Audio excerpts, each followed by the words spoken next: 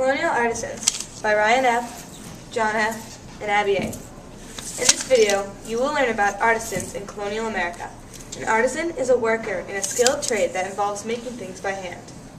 An artisan begins learning his trade as an apprentice. An apprentice is someone who is under a legal contract and to work for another person in return for learning the trade. Boys would become apprentices at a young age. Some of the trades an apprentice could learn are silversmithing, cabinet making, pottery making, printing, glass blowing, weaving, and many more. Silversmithing is a trade that requires pounding metal flats into shapes. They could bend the silver into, for example, a cup or a ring, then engrave the metal with an intricate design. This work required a smith with a sharp eye for design and style.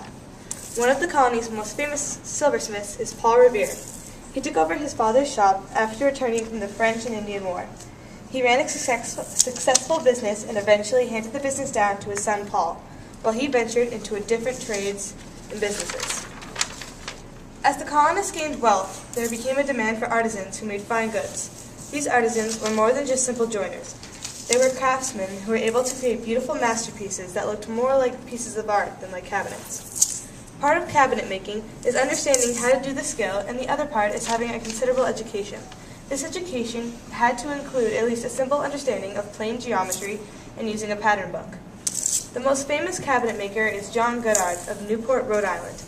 He is most credited with his secretary desks that were decorated with seashell carvings.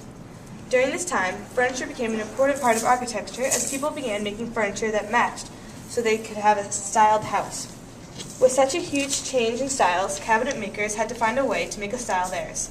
They did this by clearly imprinting their own personalities on the cabinet so people knew it was theirs alone. Sort of like the way people do today, like the way Nike and North Face do on their clothes and McDonald's and Taco Bell do on their food.